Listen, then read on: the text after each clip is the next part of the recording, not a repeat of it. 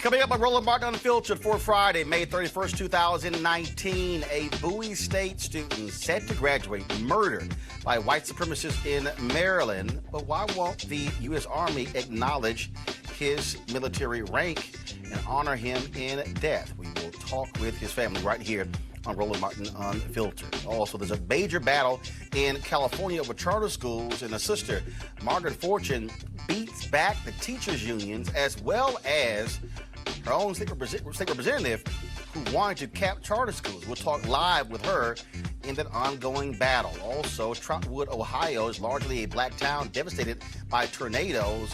Why aren't they getting the same kind of support that other cities are getting? Plus, Chicago black folks lost billions of dollars to predatory lending contracts. If you want to understand the issue of black wealth white gap, the black and the white wealth gap today, this is a major issue. We're talking about more than $3 billion. Also, New Hampshire is the latest state to repeal its death penalty. And for the first time, Grambling State University has a female band director. We'll tell you who she is. It's time to bring the funk on Roland Martin Unfiltered. Let's go. He's got it. Whatever the miss, he's on it. Whatever it is, he's got the scoop, the fact, the find. And when it breaks, he's right on time and it's rolling. Best believe he's knowing. Putting it down from sports to news to politics. With entertainment just for kicks, he's rolling. Yeah, it's Uncle Roro, y'all. Yeah, it's Roland Martin, yeah. Rolling with Roland now. He's funky, he's fresh, he's real, the best, you know he's Roland Martin now.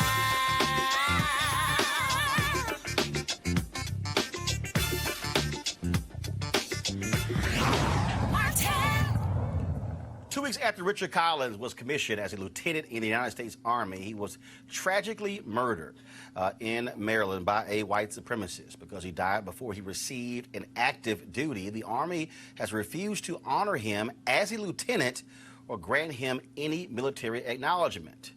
Here to talk about Second Lieutenant Collins' story is his father, Richard Collins Jr., and retired Lieutenant Colonel Arthur Govan. Hi, both of you. Good evening, sir. This is, first of all, this is a story that we covered initially when it happened. Your son was standing at a bus stop, and white man comes up, says one thing to him. Next thing you know, he's murdered.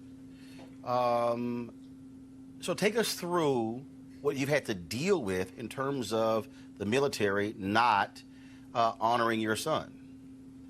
Well, Roland, the first thing was after this happened during the days following, we contacted his ROTC commander to get assistance in procuring honors for him at his funeral and his homegoing. And we were denied, and we were told that he was not eligible for military honors because he had not yet checked into his first command. He had not been, quote unquote, formally inducted into active duty. Now, he spent all 4 years, how long was he at Bowie State? He spent all those years in ROTC? Well, he was at Bowie State for 4 years, yes, and he spent 4 years and 3 years under scholarship, ROTC scholarship.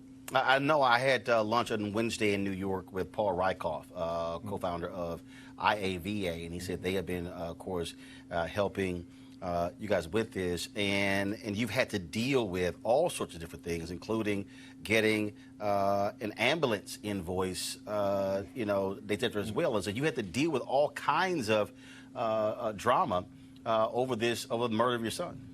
Yes, after the event, after the homegoing service, in the next week or so, bills for ambulance services, medical services, and anesthesiologists all showed up in our mail.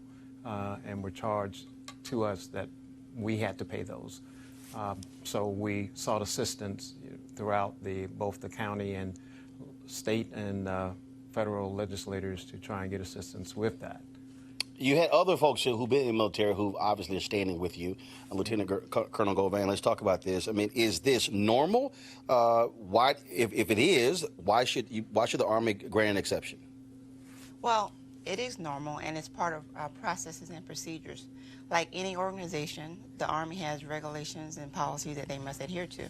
Unfortunately, in this situation, Second Lieutenant Collins was not on active duty yet, but he was en route there. Again, the Army must, look at every obstacle or every precedence that this actually falls into before they can actually make a decision like that, of that nature. And what argument would you make? What are you saying to them why they should grant this exception? Right. We understand that this is policy and procedures in the Army and that he was not on active duty yet. However, the Collins family are asking for an exception to his policy. And like many policies, there are always exceptions that can be made.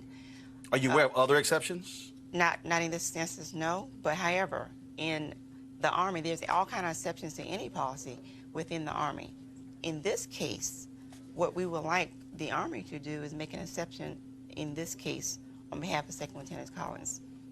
What has been the response from members of Congress, United States senators? Our congressman has worked with the Army, and they're still currently talking with the Army to try and bring resolution to this, as well as both of our senators from the state of Maryland are aware. So there has been communications. So far, it hasn't brought about a suitable remedy. So we're still engaging with our representatives from Maryland to bring some sort of suitable remedy to this situation. Obviously, the funeral is over, but so what specifically do you want the Army to do? Specifically, we want to have our son redesignated as being on active duty. In addition, being eligible for all military honors, even though he's already since been laid to rest, but those honors still can be rendered, and also to receive the benefits accorded to any service member who's killed on active duty. When you think about this case, first of all, I know the state of Maryland decided not to charge with hate crimes. Have you heard anything from the Department of Justice on this case? No, let me correct you on that. The state of Maryland has not determined it's not a hate crime. Right. The federal authorities have commented that they could not find in the federal statutes enough evidence to declare a hate crime. So, but the man who was charged in his death, Maryland is going after him. What's the designation? They're first-degree murder and a hate crime. And so the U.S. attorney made that determination. That was their statements, but keep in mind the U.S. attorneys do not have jurisdiction in the case of our son. He was murdered on the campus of the University of Maryland, which is the state's jurisdiction, and specifically Prince George's County. So he falls under the state's attorney for Prince George's County's jurisdiction. And have they set a trial date as of yet? Yes, the trial date has been set for July 22nd.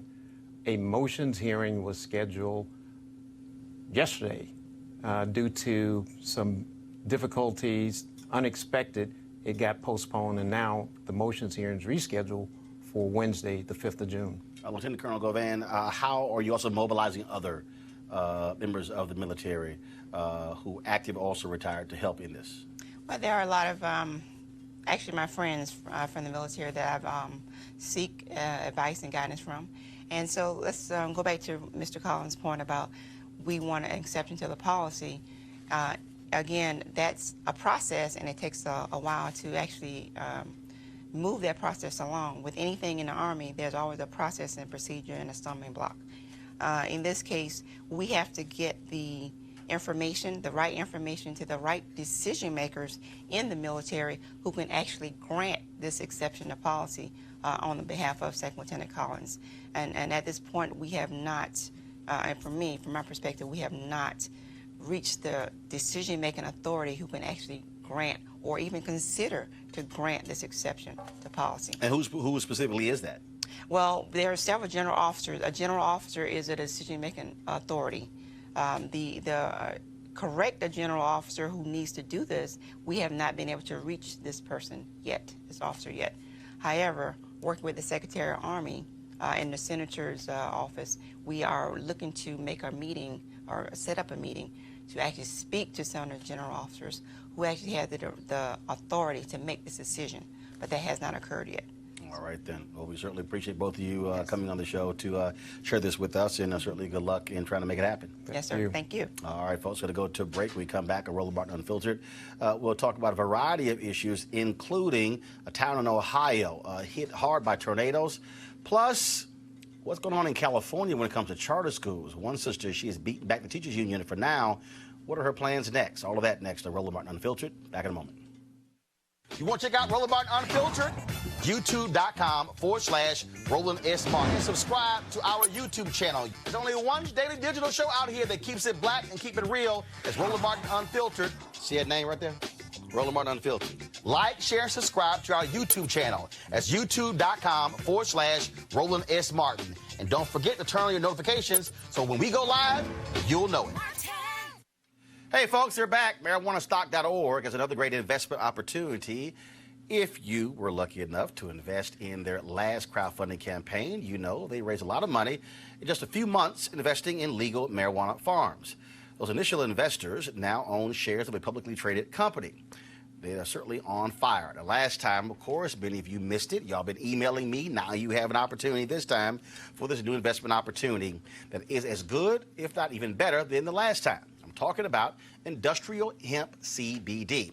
For those who don't know, the hemp plant is a cousin to marijuana with a much higher concentration of CBD, which means hemp CBD gives you all of the medical benefits of marijuana without getting you high. Until recently, hemp farming was practically illegal in the United States and heavily regulated by the DEA. However, the 2018 Farm Bill recently passed in Congress, making it legal to grow hemp CBD in the U.S. and creating one of the largest commodities worldwide. They need land to grow all of the plants, and this certainly makes for an incredible investment opportunity. And that's where our good friends at 420 Real Estate come in, and their business model is very simple. They buy land that supports hemp CBD grow operations and lease it to licensed, high-paying tenants. That's right, they are hemp CBD landlords, and you can get in on the action. And you can invest in this crowdfunding campaign for as little as $200 up to $10,000. Like I said, you don't want to miss out. Many of you did the first time. Now you have a second opportunity to invest. Go to marijuanastock.org. That's marijuanastock.org. Folks, if you want to get in the game, you certainly must do it now. All right, folks, there's a battle between public and, first of all, traditional public schools and charter schools in California. But it's not really between the schools. It's really the forces who do not want more charter schools in the state of California. There was a state representative who introduced a bill that would cap charter schools because he says that they're taking money from various local districts, making it harder for them to balance their books. A couple of weeks ago, remember, I went to Sacramento and hosted a town hall there for Margaret Fortune of the Fortune School because she has been fighting these particular bills. I'm talking about fighting them hard. Well, guess what? Last week, the California Assembly narrowly passed legislation that would give local school districts sole authority to approve new charter schools based upon how they impact their budgets, but also they defeated the bill when it came to capping those charter schools as well. Here to talk about this is Margaret Fortune. She's the president and CEO of the Fortune Schools. Margaret, how you doing? I'm fabulous. It's good to be on the air with you, Roland. All right, then. Glad to have Margaret here. So, folks, is Margaret by phone or Skype? So by phone. Okay, all right, then. So let's talk about what actually took place here. First and foremost, these bills that were introduced, the state rep who represents the area where you're from there in Sacramento put these forward, even though, one, his wife sits on the Sacramento School Board, and two, of the schools in the whole state with the highest performing places where black students go, 3 of those 10 schools in the state are of your schools in his district. That's right. And, I have to name names, Roland. Kevin McCarty, who's a member of the California Legislative Black Caucus, authored a very controversial bill to cap the growth of charter schools in California, such that a new school would not be allowed to open unless an existing school would close. a very tight cap that almost amounted to a moratorium on charter schools. And this is despite the fact that Black students are severely underserved by district-run schools. In fact, they're the lowest performing subgroup other than students with special needs. And despite the fact that many of the highest performing charter schools serving a majority Black student population are in his district. So he put this forward. Obviously, the teachers union, they've been pushing this in the state. You had the strike in Los Angeles that was really around charter schools as well. And what still baffles me, and give our audience an understanding, how many kids are in public schools in California, and how many of those kids are in charter schools? We have about 6.6 million kids in public schools in California, and about 660,000 are in charter schools. Looked at it in a different way, 90% of public school kids in California are in traditional district-run schools. So this whole debate happening in such a heated way in California is about what's happening in 10% of the system. And in the California context, all charter schools are nonprofit. Our state outlawed, for example, for-profit charter schools, which you'll hear Bernie Sanders talking about. And also, you see concentrations of charter schools in largely urban areas where families, particularly African-American families, are concerned about the quality of education. Some of these statistics are just astounding, Roland. When you look at the performance of African-American students in mathematics, for example, 80% of Black kids in California cannot do mathematics at grade level. 80%.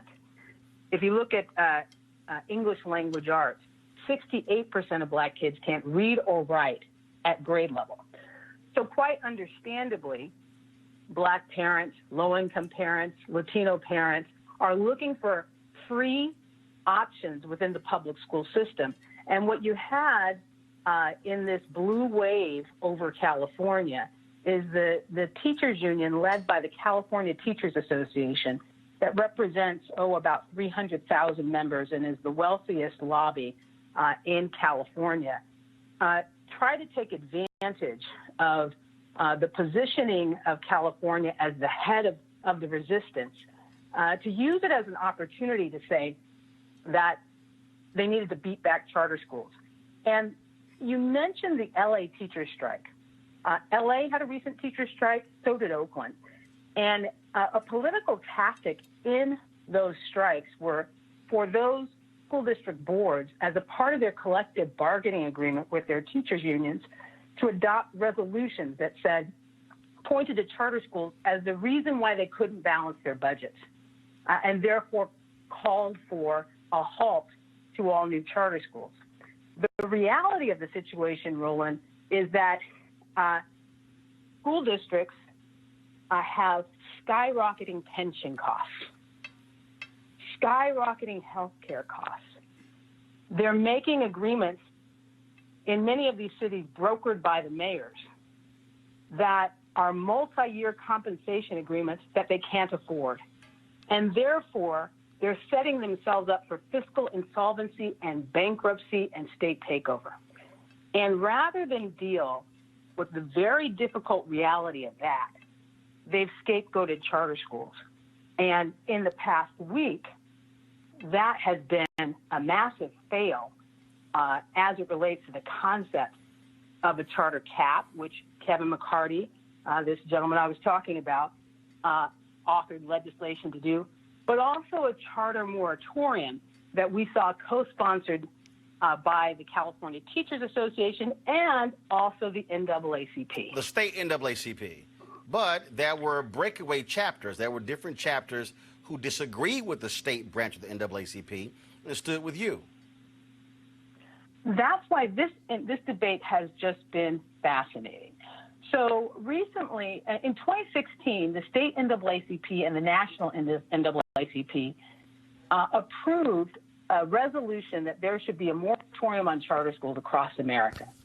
And the origin of that resolution was in California. That's where it came from. Alice Huffman, who's on the national board, who is over the California State NAACP. And she championed this along with a fellow named Julian Vasquez-Hillig, who is a union-affiliated faculty member from Sacramento State University, the university that's in my backyard. And they ran it all the way to the national level. And then Alice Huffman had town hall meetings all across America, which were basically food fights between charter school leaders and local teachers unions. Not a productive conversation at all. But fast forward from 2016 to 2019, where we are today, and they're actually sponsoring legislation in the California Senate to have a charter school moratorium. Well, this week, that moratorium bill went down in flames. It wasn't able to get out of the House of Origin, and was an important evolution in this story is that there were 3 breakaway chapters or branches of the NAACP: San Diego, San Bernardino, and South Riverside, all in the southern part of the state, who adopted resolutions with extensive data about the underperformance of black kids in California public schools and said, enough is enough. We don't need to have a charter school moratorium. We need to be supportive of all public school options available to our families, and we should be holding all schools accountable, charter schools and traditional government-run schools alike. The other thing that's interesting in this conversation is that then there was a pile-on of civil rights groups that opposed this anti-charter legislation that was being advanced by the CTA, the California Teachers Association, all of the urban leagues in the state of California, all of Al Sharpton's National Action Network chapters in the state of California, all weighed in on the side of charter schools, saying, in light of the data, our families need choices in the public school system. And as black people, we ought not be trying to shutter schools that are doing right by black kids. And as a matter of fact, we should be encouraging them. I want you, just one more time. You said 80% of black kids are not on grade level in which category? In mathematics. And 68% 80%. The 68% in reading and writing. Gotcha. All right, then. So, Margaret, last question. What's next? Because Kevin McCarty has said he said the fight is not over. The fight is not over, and it's not over because there's a really detrimental bill that did make it through the process. It's actually by a guy named Patrick O'Donnell, a legislator out of Long Beach, California, who is the chair of the Assembly Education Committee. And this bill that made it out of the Assembly and is now primed to go to Senate Education, probably in a July timeframe, would take away all of the appeal rights of charter schools. So no due process for charter school petitioners who are seeking to open a new school. And it would say that if a school district thinks that the charter school will cost them money by taking away enrollment, that would be a reason to deny the school. So, and always the charter schools are going to cost the district school enrollment because the money follows the child. It's not the district that has an entitlement to those taxpayer dollars. It's the child. And the money follows the child to the public school that educates them, and that includes charter schools because charter schools are public schools. So that's the next fight. Yep. I'm serving on a task force that the governor, Gavin Newsom, appointed to look at these issues and make a recommendation. So reasonable legislators like our chair of the California Legislative Black Caucus, Shirley Weber out of San Diego, who has been quite the champion, reasonable legislators are waiting for the governor's task force to issue their report. Gotcha. All right, Margaret Fortune, president and CEO of the Fortune Schools. We appreciate it. Thanks a lot. Thanks so much, Roland. All right, again, folks, the video you were seeing there, that was from the town hall that I moderated in Sacramento there with Margaret Fortune in the Fortune Schools just a few weeks ago in Sacramento. Joining us right now, Dr. Julianne Malveaux, economist, president emerita, Bennett College, Dr. Cleo Monago, social political analyst, and activist, Lauren Victoria Burke, writer and NNPA. Cleo, I saw your response when you heard 80% failure and then 68% failure. 80% failure in mathematics, 68% failure in reading. I was wondering if that was statewide. It was statewide. Now, here's the crazy thing. And again, when I was there, it was crazy. Of the top 10 schools in the entire state where African Americans are performing at high levels, 3 of them, 3 out of the 10, she runs. 3 out of those 3 are in the district of the state rep who wants to cap charter schools. But here's what's the craziest part.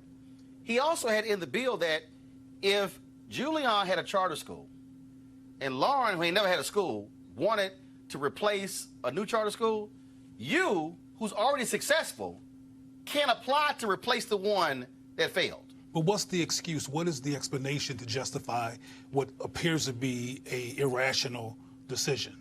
In the state of California, the biggest critics of charter schools are the teachers union, because they are advancing this idea that school districts, as she said, can't balance their budgets because of charter schools, which is illogical if 90% of all kids in the state go to traditional schools.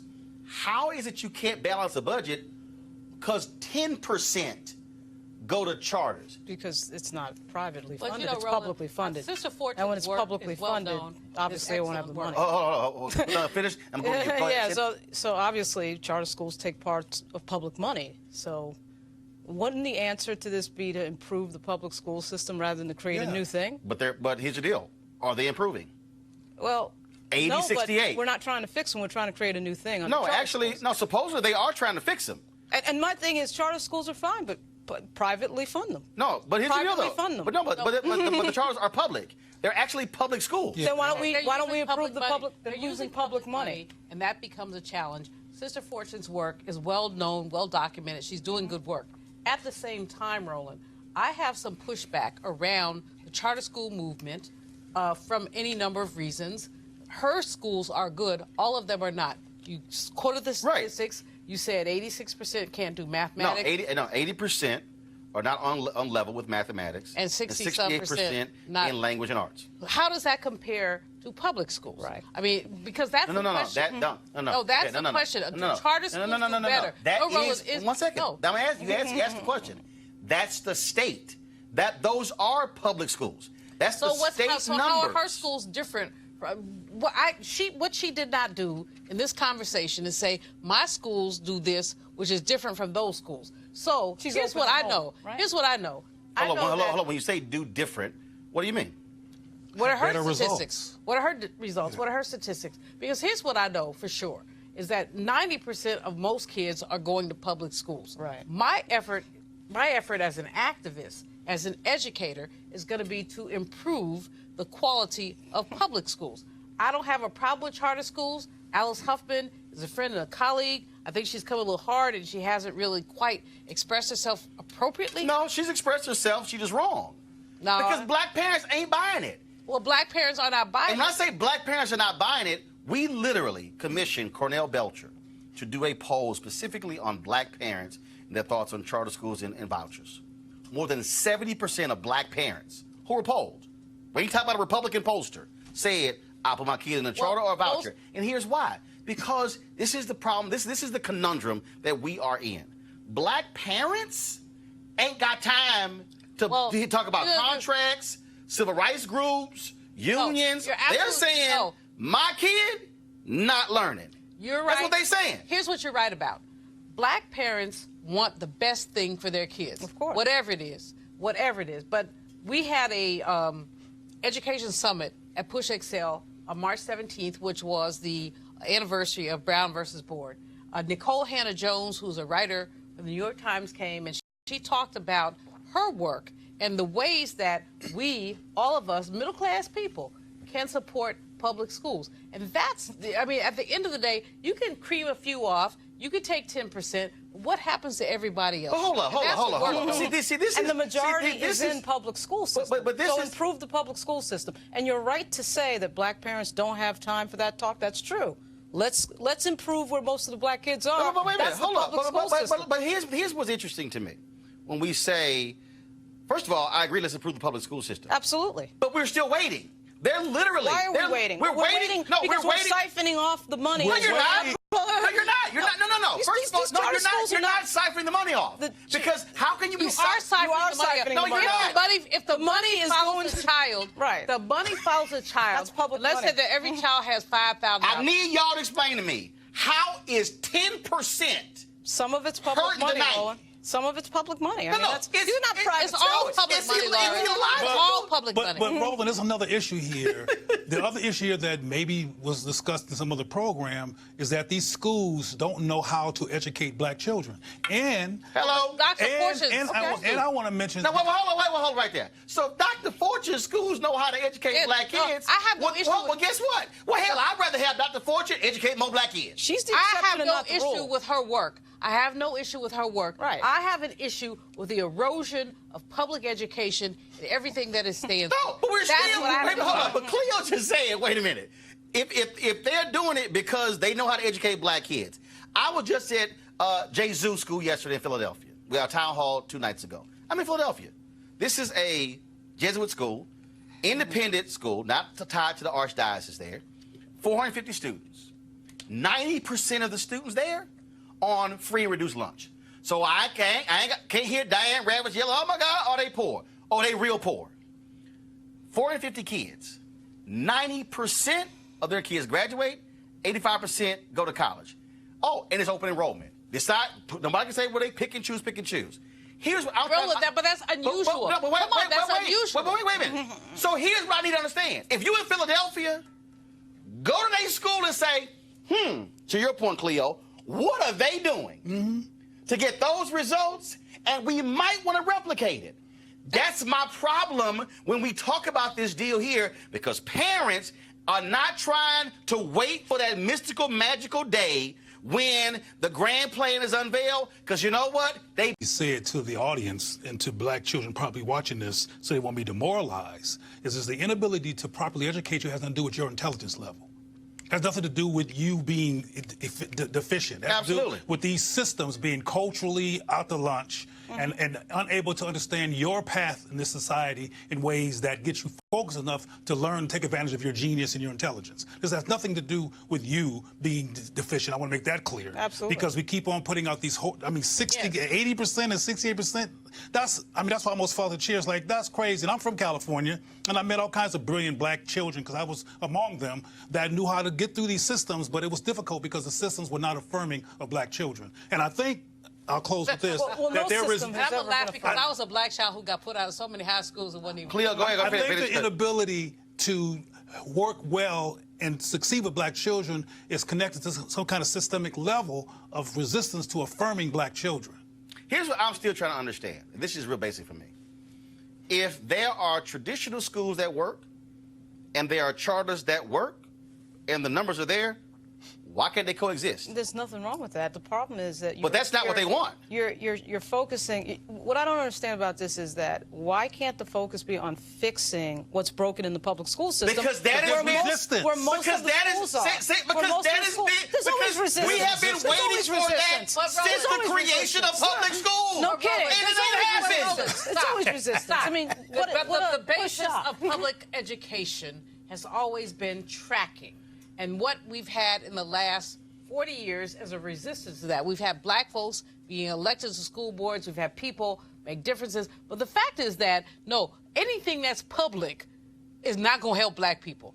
And most things that are private are not going to help black people. I just think, you know... So, hold up. So, if anything that's public ain't going to help black people, what the hell are we talking about? Well, what are the stats Well, across Roland, the board we talk about... Well, what's what missing... are the stats across the board for charter schools? No, see, that's what I'm saying right here. And This Laura, is, no. what are the stats? What are the stats across the board? And if you look across the board, they're not better. They're not better. If you lay out They're across, not better. first of all, if you lay out across the board, which I've said consistently, across the board, Right. you've got good, medium, bad. Right, absolutely. And what, They're no better. hold up. Absolutely. And so Right. what I'm saying, They're no better than what- most what- schools. wait a minute. So what I'm saying is, why is it? I mean, we can cherry Hold pick up. schools. I'm trying to answer. No, answer this. Why is it we can't go, if these work traditional, and these work charter, and these don't work traditional, and these don't work charter, how about we get rid of what don't work? Absolutely. And not go, well, I know that charter works, but we need to go ahead and get rid of it. Roland. Because that's not what anybody says. No, That's not what Julian, anybody's you're saying. wrong. There's no That's what they're evidence saying in that charters are California. better. Well, Julian, hold on. That's a mistake. No, hold on. Let me That help you school out is with better. the bill. That school is better. They literally, that school is better. This is how illogical the bill is. If you're Margaret Fortune. We're not arguing how logical. No, well, it is. we are. I agree. Because I'm trying to tell you. We agree. No, Across but I'm trying to the board, explain to you Fortune why does they good work. created what they did. There's no argument, Roland. Wait, no, wait a minute. We agree with you. Because in California, literally, Margaret Fortune, if the bill had passed, the bill would have said, if a charter school failed, that was not, and Margaret Fortune says, I want to take that over with my results. The law says you can't. Right. You can't. We'll go ahead and let somebody who's unproven take it over, but a proven leader can't.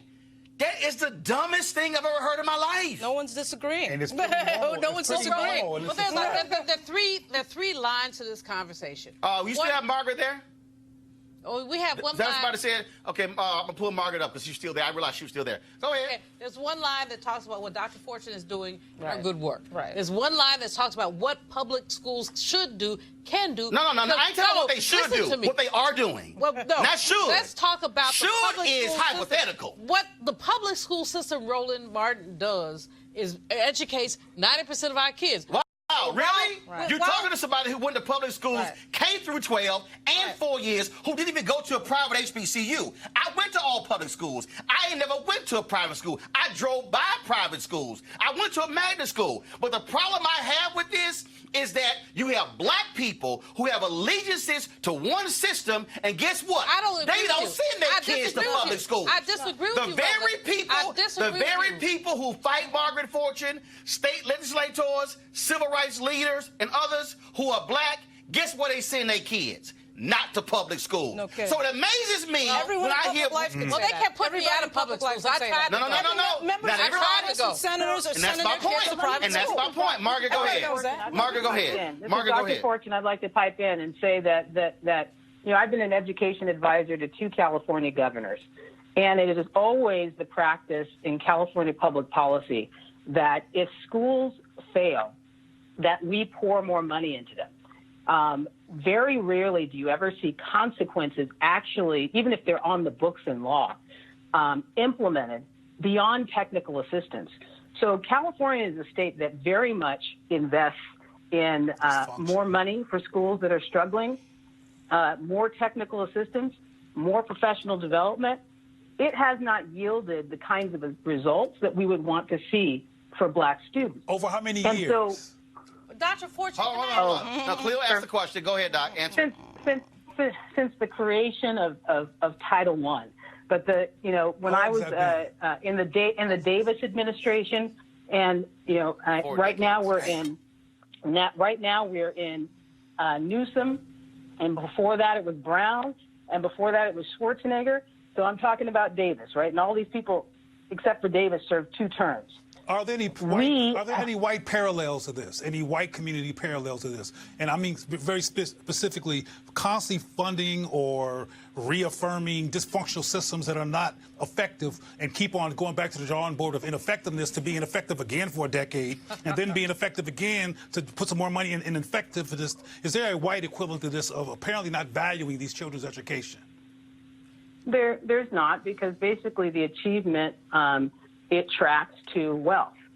So you've got wealthy suburban districts that do well, and you have inner city urban districts that don't do as well. Now, I will tell you, under Governor Jerry Brown, he significantly increased the funding and tipped the scale towards school districts that were urban.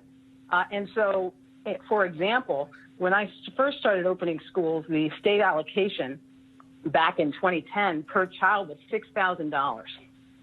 It has increased to $12,000. But that's compared to $22,000 in New York.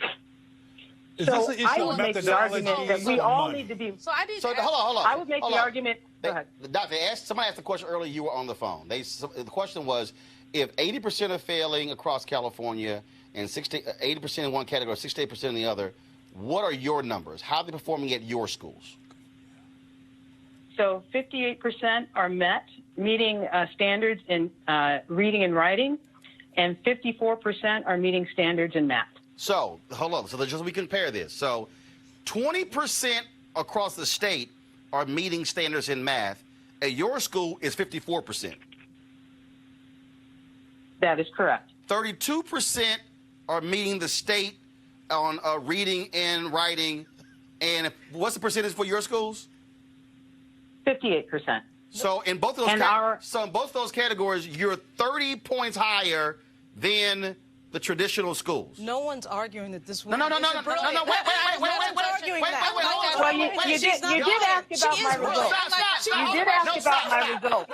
So it would seem to me, if educators have results, then we should be unpacking how they got them. Margaret, go ahead. Across the board. No. I said you did ask about my results. I was listening, and it would seem to, and you asked about my results. One second, Margaret, go ahead. It clearly is. You asked about my results. Are they better? They clearly are. No one So was the arguing question that. becomes to me, why not ask these public school educators, because charter schools are public schools, how they're getting the results? Why not have some Which is what curiosity? Leo asked. what I want to ask her, what would you, Dr. Fortune, do to make the public schools better? Because no matter... Come sit in her damn schools and take some notes. Why don't she ask? No, but I'm saying... No. Here's the point. No. You asked her, what was she doing? I'd be happy to answer the question. Margaret, go And the ahead. answer is I would hold them to the same Margaret, go level of ahead. accountability as public charter schools.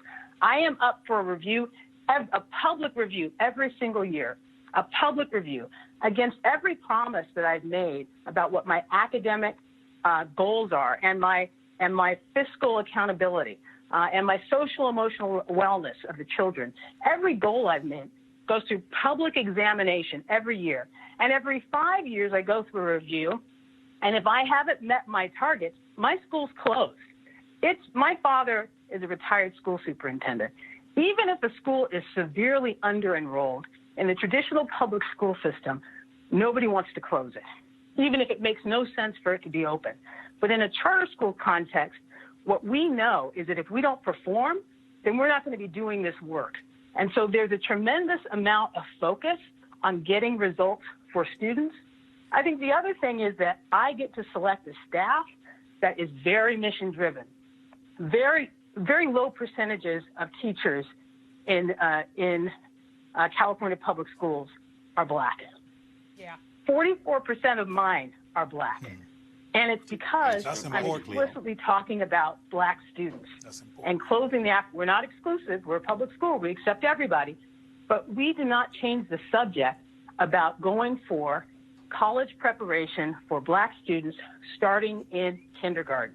And it's the narrative and the mission focus which helps us. And I'll tell you, I have been the CEO of this system of schools that I've created for 11 years. In that time, there have been at least 3 superintendents of the Sacramento City Unified School District. And now, because they have a $35 million budget gap, they are anticipated to run out of money by November and be taken over by the state. So there's tremendous volatility and instability in the leadership of many of these urban school districts that our families are counting on to work. In my context, leadership matters, principal leadership matters, and stability matters. All right, final comment on this topic before I go to the Chicago story. Julian. Again, Dr. Fortune, kudos to you, but I want to know what you could do to make sure that public schools are more effective. I know that's not your mission, but that's many of our missions. She just said What it. can you do? No, not sit in your classroom. No, not that. She just said that. Actually, first of all. I run a graduate school of education, and I credential teachers for about 60 to 7 traditional public schools. And I license them. And we also license principals. And we teach them how to create the setting that we've created in our schools at a classroom level. Even if their whole school is on board, they can implement it in our classroom. And we also have licensing programs for principals where they can learn to implement this model on a school-wide level. So that's our contribution, which is huge, to disseminating our best practices, because I think it's important. And remember, I'm a public school superintendent's kid. I think it's important that all of our schools succeed, but I also have a sense of urgency that we're not going to wait anymore. Time's up on that. Dr. Fortune, what you're doing is obviously brilliant. The work you've done is brilliant. But there's no evidence across the board in this country that charters are any better than public schools. Obviously, everybody would want to replicate your work everywhere. I mean, that's clear. But there are great public schools, just like there are great charter schools. Yes, there are bad charter schools, like there's bad public schools. And both can coexist. All right. Yeah. Okay. So why can't? And we should elevate all of No those one's saying great nothing about models coexistence. into I'm talking about the That's money. not true. I'm talking about the money. Y'all keep that says hold on, Doc, urban centers hold on 1 second. That what y'all both are saying is not true.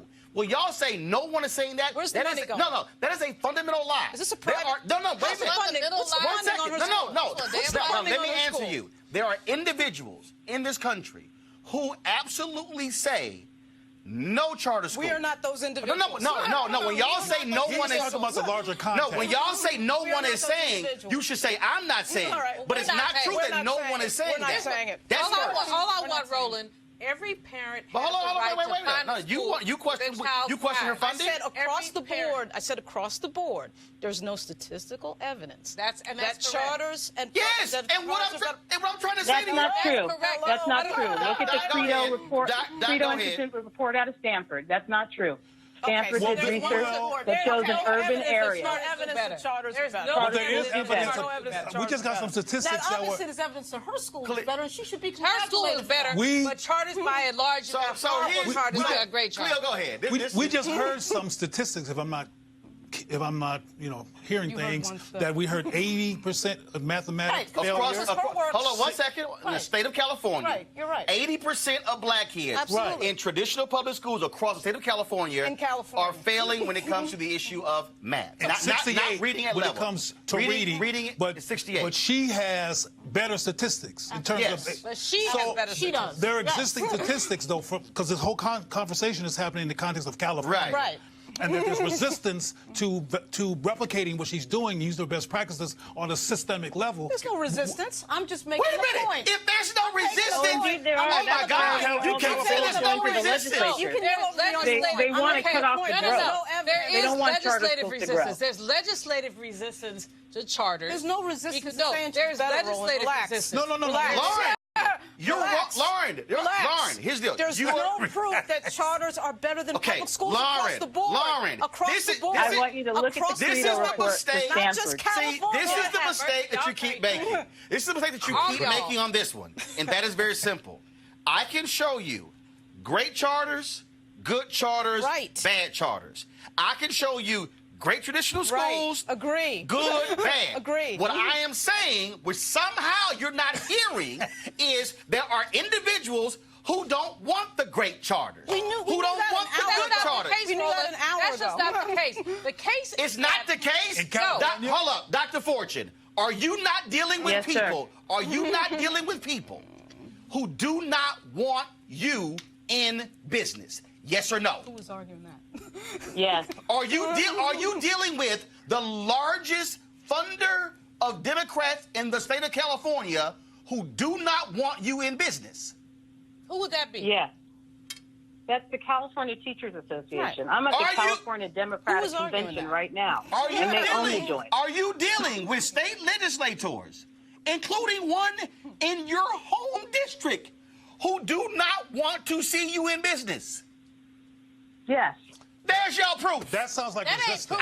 I'm trying to understand what more you need. What? That is a That is proof.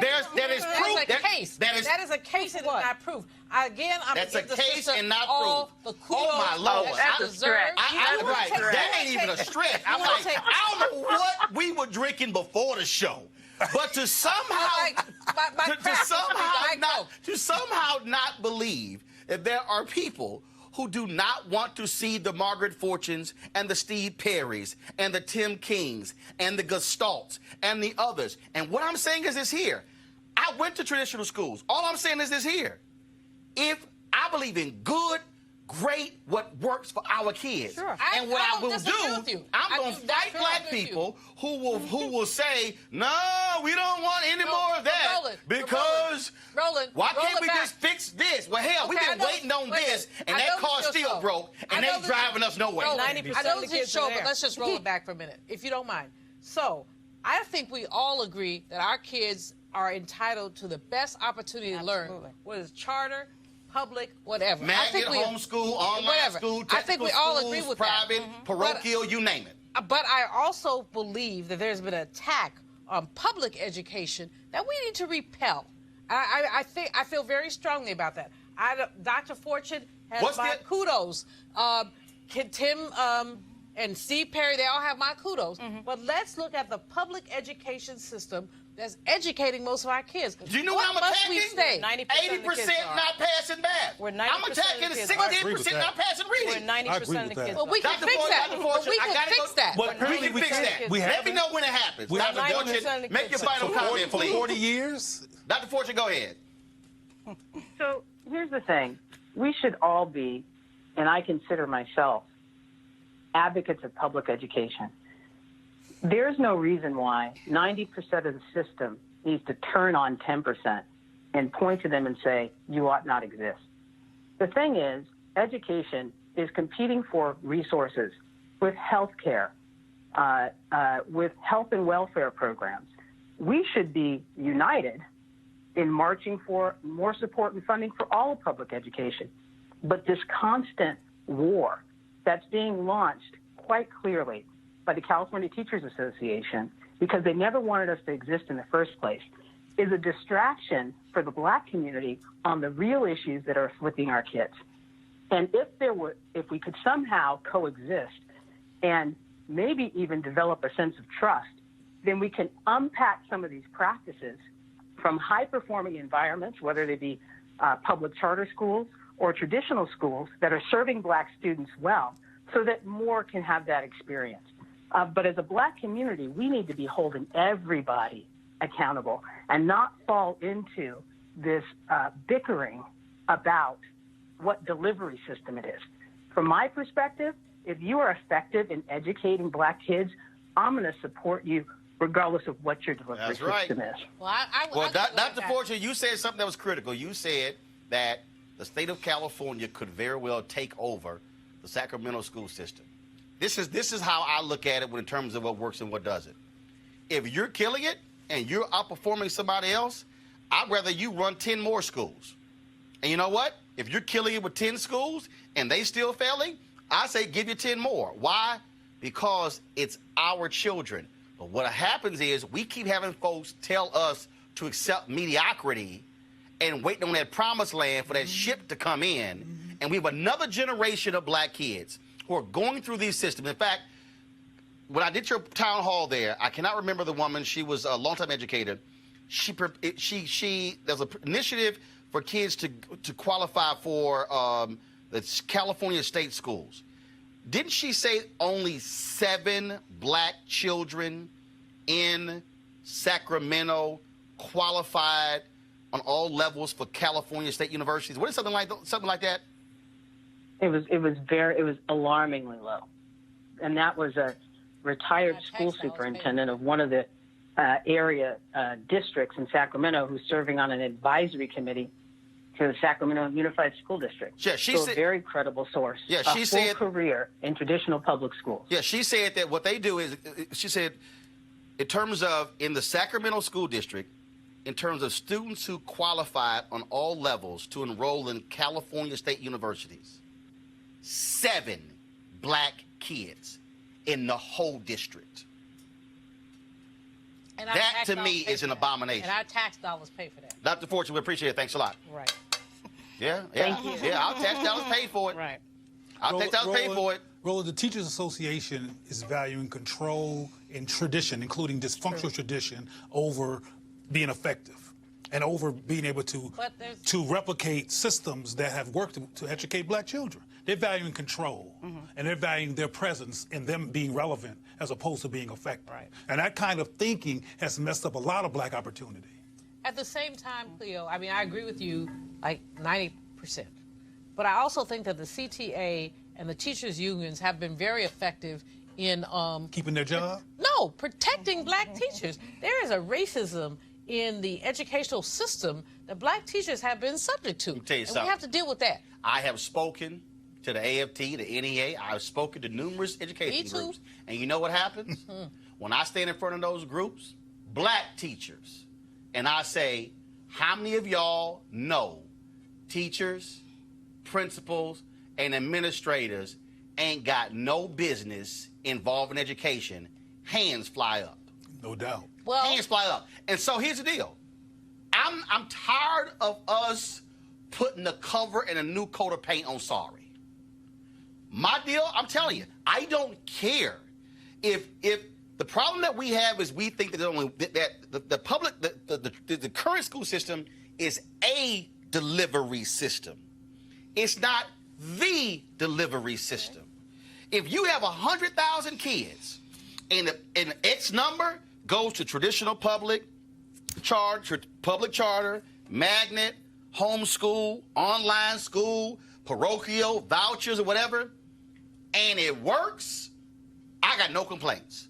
But what I'm not going to do is say no to this, because it should be here, no to vouchers.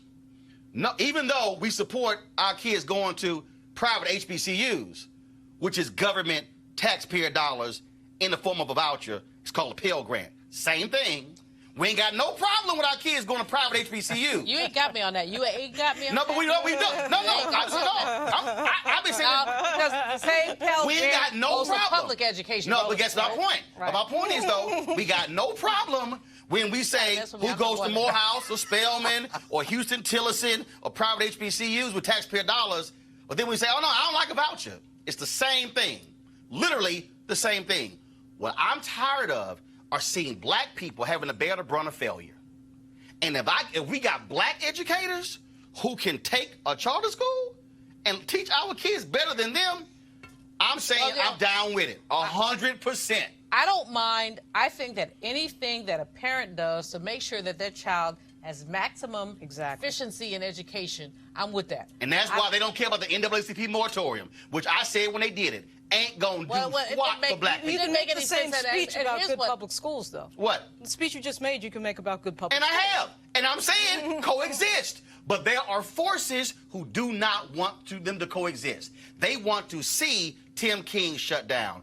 I was 2 days in Philadelphia. Black woman who was the principal of the year in the Philadelphia school system, who created her own 2 charter schools, who's doing better than traditional schools there. She applied for additional 132 seats over the next 4 years and was denied. Because they said, we don't want to lose the money. Now, damn the kids, but we don't want to lose the money. No, I got you on that. I'm on a board of a charter school in someplace upstate New York. And you don't know where it is? Yeah, I know where it is, but I ain't going to say. Why are you on the... Well, anyway, whatever. I'm on the board somewhere up there. Okay, all right. No, Buffalo. But anyway. I mean, I won't call them out. But we have had challenges just getting the school approved because people don't want the school there. I got Who are the people? No, don't say people. Who are the people? The state. And who in the state? Legislators. And who funds them? The government. Who funds them? Who funds the school? No, who funds them? Who funds the school? Who funds the school? And do they look like this? They look just like that. And who funds them? Why don't we just say that? And who funds them? No. Who funds the school? Who funds the legislators who don't want your charter school to do better? It's boards of education, state boards of education who don't want this young sister who's trying to build this thing to have the opportunity to do. No. That ain't why. No. Hold on. No, Julia. No. That's why they're... Roll that back and say it again. State boards and local boards don't want a sister to do what? To provide educational opportunities for young black children. No, so, we're on the same page up to a point. But I also think that we can't throw public schools Never out. said throw them out. But my problem is they are denying that sister the opportunity to educate our kids and saying, y'all got to stay here.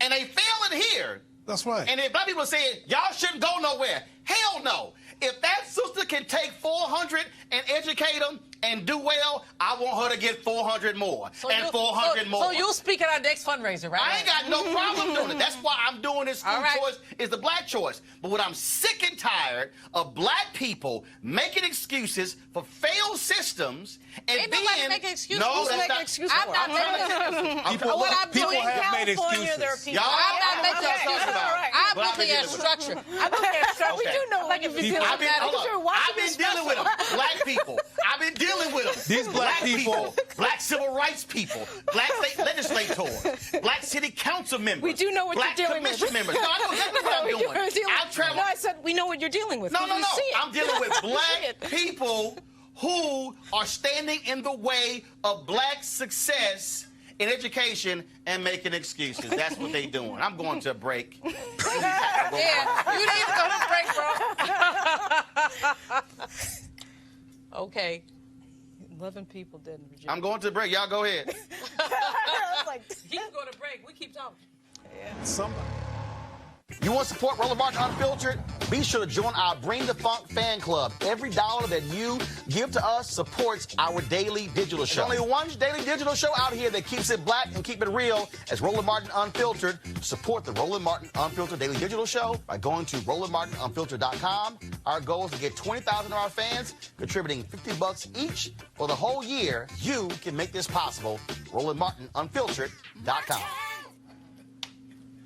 All right, y'all. According to a report released Thursday by the Samuel Dubois Cook Center on Social Equity at Duke University, man, you talk about this crazy story here. In Chicago, black families lost between $3 to $4 billion in wealth because of predatory housing contracts during the 1950s and 1960s. Between 75% and 95% of homes sold to black families during the 50s and 60s were sold on contract. The price markup on homes sold on contract was 84%.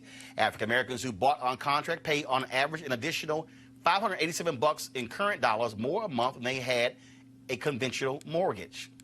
Joining us right now is Antoine Thompson, Executive Director of the National Association of Real Estate Brokers. Antoine, this is one of those things that people don't understand when we talk about wealth gap in 2019. This is one of the reasons. And what happens is white folks want us to talk about it. Y'all stop bringing up slavery.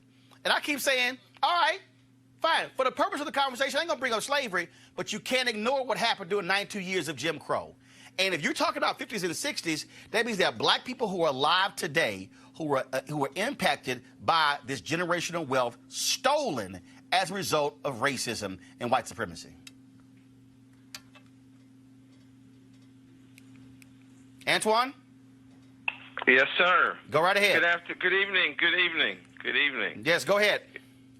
Yeah, first I want to thank you for having us on the program. Antoine Thompson, National Executive Director, National Association of Real Estate Brokers. Antoine, I covered all that. Go ahead.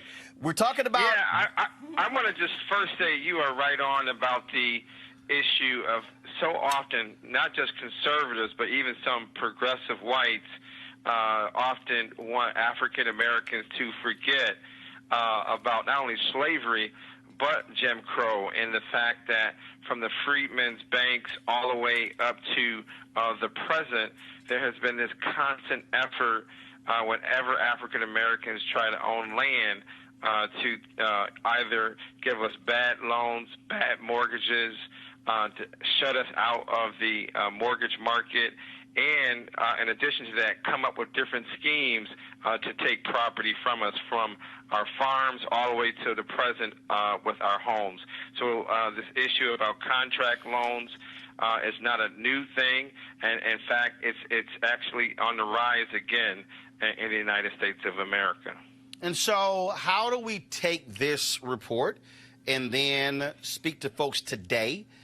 Because we're dealing with, obviously, somebody will say, well, that was 50, 60 years ago. It really doesn't apply. But the reality is, the home ownership rate today is actually lower than it was when the Fair Housing Act was passed in 68.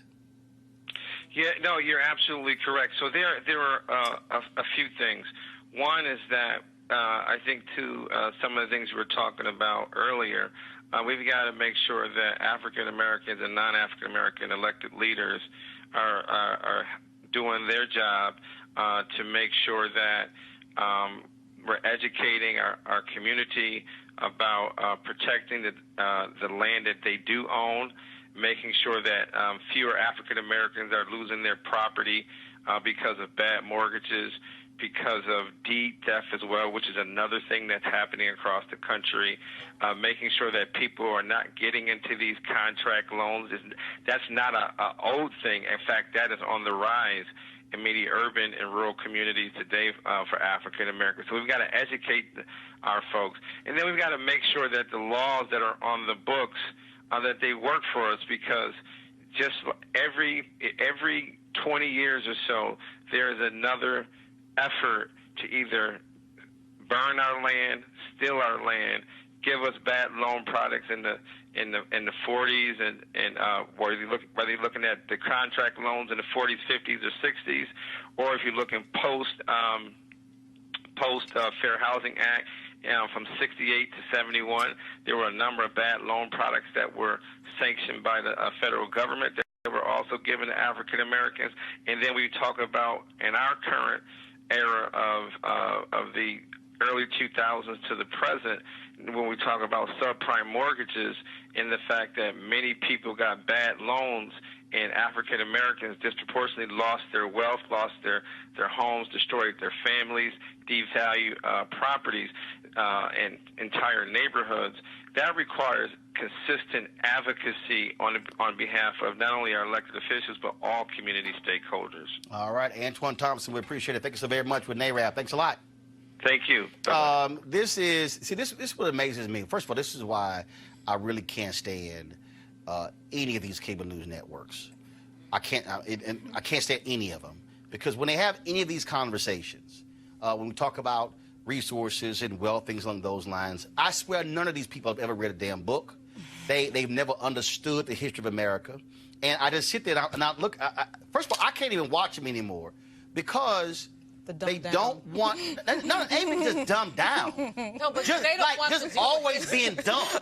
No, they can't deal with history, Roland. No, they what can't this brother at all. has lifted up here is a history of contract housing, Right. which is a history Covenants. that goes all the way back. Here's the words that they will not use: economic envy.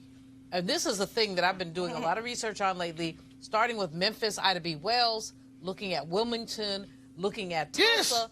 And, you know, here's what How happened. dare you Negroes go make money? In Tulsa, the governor appointed a commission to find out why they had the massacre. They want to call it right. It was a massacre. Yes. The answer was this: too many N-words had too much money. That was the answer. Too many black people. They did not like us having hotels and bars and restaurants and clothing stores. And libraries and they like, oh hell no, we took care of ourselves. We got to torch y'all. So you had some little nonsense of a black guy. Allegedly. Allegedly. Allegedly. And there is some evidence that they knew each other, by the way. Just footnote. But anyway, and you go to Wilmington, where a white woman, her name was Helen Firth, first woman in the United States Senate, the itch, actually, and I said itch, said we should lynch 1,000 black men a week to save our women's chastity. And so a brother, Alexander Manley, wrote a piece that said, excuse me about your chastity, but some of y'all be in love with us. And he broke that down. But Ida B. Wells showed that 1/3 of all lynchings had to do with sex. The rest were economic. Of the 1/3 that had to do with sex, half were consensual. And as he said, when these with white girls got caught, they said rape, rape, rape, rape, rape. You said that that you can't stand these cable networks because they're dumb or they're not giving information out. My perspective is that they know history. I don't think. I think they know history quite well, and they play dodgeball. So actually, to be perfectly honest with you, they ain't that smart. I mean, first of all, no. Look, I've had to sit in those meetings, and I'm like, any of y'all read? No, they don't read. No, they literally. The fundamental problem here is what you have is you have white hosts, white producers, white bookers, white executives who live in a white world, and they know nothing about us. I mean, I'll tell you. Look, when I was at CNN. I was filling in for Campbell Brown, 2 months. She went on maternity leave.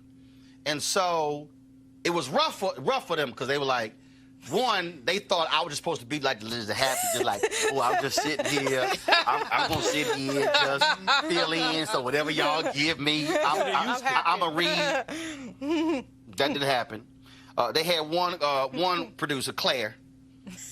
Claire was so hot. Claire couldn't have. I was way too opinionated on what's going to go on the show.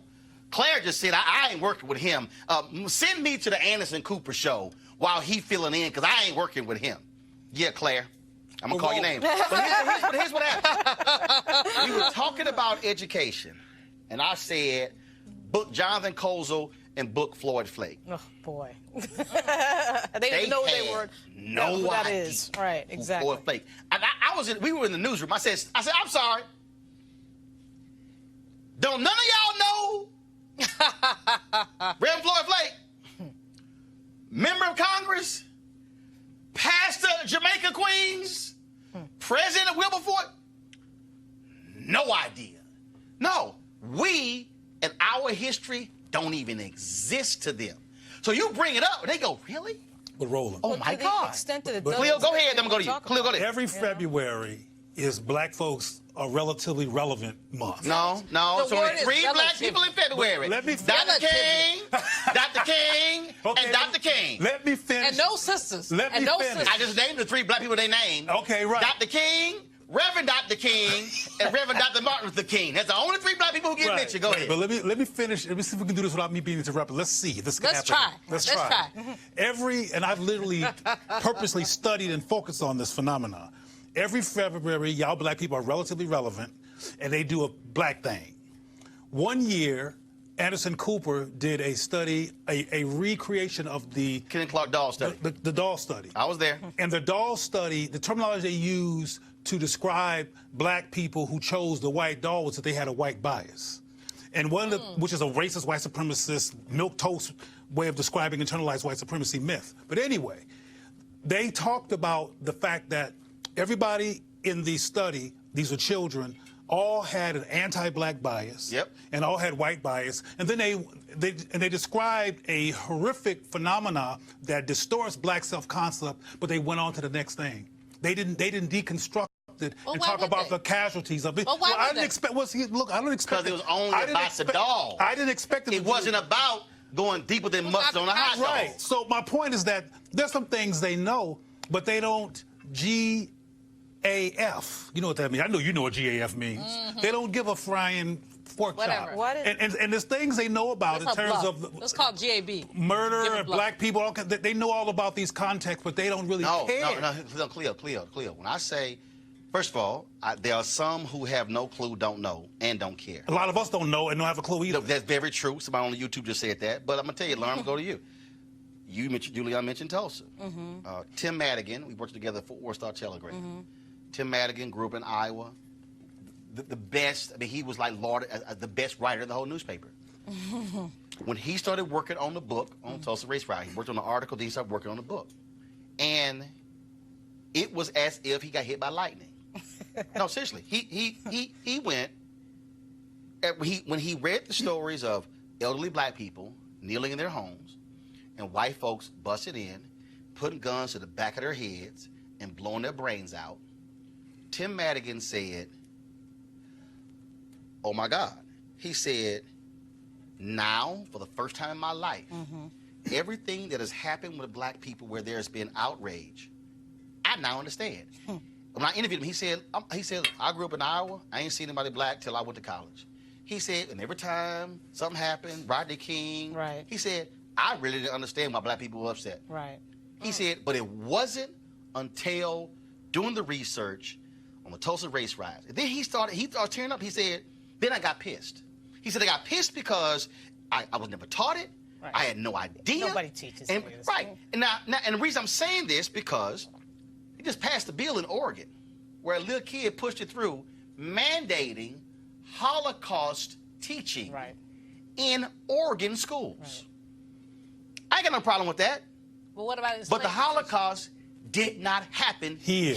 Did not happen here. It happened in Germany. Well, the thing is... And that's where we are. Both of you guys are right. Actually, I think I'm leaning more with Cleo here because when I see people on TV like Jeffrey Lord, I know they know. Oh, no, we know. I know they know. Oh, so absolutely. there's an agenda. All right. That's So what I'm saying. the other thing though too is that one of the key components of racism that nobody ever talks about is deleting people and ignoring them and making them invisible. That's right. So it is conscious. That's right. That I make your life, your history, invisible. So to acknowledge it in any way is to give it power. Right. People understand that when they book guests and when they book contributors and the type of contributors they book that know nothing about what we're talking about. No. Let's be just real clear. There was a meeting in 2012. Mm-hmm. And in the meeting they said, we need to book us another Roland Martin. And somebody in the meeting said, we already got Roland Martin. They said, no. We need to book another Roland Martin. Right. No, you want Roland Light. And people in the room kind of like, oh, right. Because they didn't like black Roland Martin. But what they didn't like is you bringing up things that make them uncomfortable, that are factual, because you know your history. And because I read. You're dangerous. And that's the piece. And so I ain't going to sit on the air and embrace and love Jeffrey Lowe. Right. So, they want the other piece of it is this. They want the black entertainment piece. They want the black minstrel. Us. The black minstrel that doesn't really know the history. Or they want the black, and can we just all get along? And there's some folk I ain't getting along with. But go ahead. There's this people of color crap, which is a kumbaya crap, which disallows you saying black. That's a form of erasure. It's a form of erasure. And so, at some level, what Lauren said is correct about erasure, because you've erased Tulsa. Like a lot of people. You've erased this. Wilmington. You've erased the first lynching that Ida B. Wells covered. Right. People want to talk about Ida B. Wells as a journalist. Let's talk about her as an what she wrote about. No. They want to say Ida B. Wells is a great journalist. But what did she write about? The lynching that she wrote about and the lynching of her goddaughter's father, who had the nerve to open up a grocery store across the street from a white man's store. That's why he was lynched. I'm saying all of this for the people who are watching, because I'm about to go to our next story, because this ties into it. I'm saying all of this because you have an election going on. And I'm telling y'all right now, might as well get used to it. Y'all are going to be, it's going to be, what was that movie, The Unbearable Likeness or something? I don't know. I forgot what it was. I remember that. You about to deal with the unbearable likeness of whiteness. Because you're not going to hear folks on air link the story we just did to present day. You're not going to hear them link these historical issues to what's happening today. You're not going to hear them link it in the military. You're going to hear them link it when it comes to economic policies and housing policies, because they refuse to want to deal with it. And so my challenge to all y'all black folks who's sitting on MSNBC or sitting on CNN, even the black folks at Fox News, you got to bring blackness to the table every day. Black. You got to be willing to challenge them. And then if y'all some black people, and let me also just be real clear, Cleo said it, I ran the Chicago Defender, which was the blackest of newspapers. Yeah. I changed our masthead to honest, balanced, truthful, unapologetically black. The people who owned the paper were black millionaires from Detroit, who literally said, y'all really think we should have that on the, because when we go to white advertisers, what they gonna think? And I went, you a black paper. I think they know you black. They literally were afraid of the unapologetically black part. We're the only group that does that. And that to me is so insane, and what we have to deal with. And so I'm just letting y'all know, I'm not scared. You're about to deal with this in 2020. Scared. And you're not necessarily going to hear a lot of very specific black questions because they don't want to hear it. And the DNC just announced, if they got pressure, they're going to mandate that at least there be a female moderator in every single debate. I want y'all to watch the questions that get asked. And I'm going to tell you right now, even the questions in the black debate, you might get 2 real questions, but I'm just saying. Folks, Grambling State University has announced that Nicole Roebuck will lead as the university's new chair of the Department of Music and its first woman director of bands. Dr. Roebuck for the oversee operations for the world-famous Tiger Marching Band. So congratulations, the first woman band director in the history of Grambling State University. All right. And so we certainly want to congratulate her. All right, folks, we got to go. We went over our time here, but it's always good. But, you know, when you black and you own it, you can make that call. Be sure to support Roland Martin Unfiltered by going to RolandMartinUnfiltered.com. Join our Bring the Funk fan club. Of course, we have the items for sale. Copies of my book dealing with President Barack Obama, my wife's book as well. All books that you buy, we personally autograph. And so if you go to Amazon and buy it, ain't no personal autograph. You got to go to RolandSMartin.com to get the personal autograph.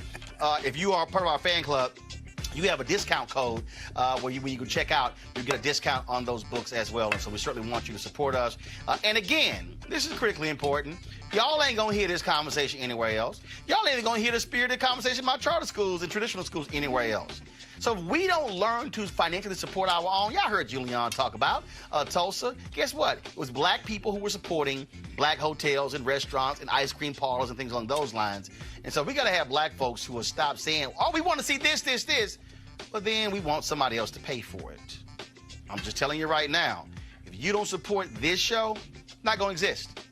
And you're going to be back to asking Chris Hayes and Rachel Maddow and some other folks on CNN, please, baby, please, can you please cover us every now and then? On this show, we don't beg to cover black stories. We do it every single day. You have a great weekend.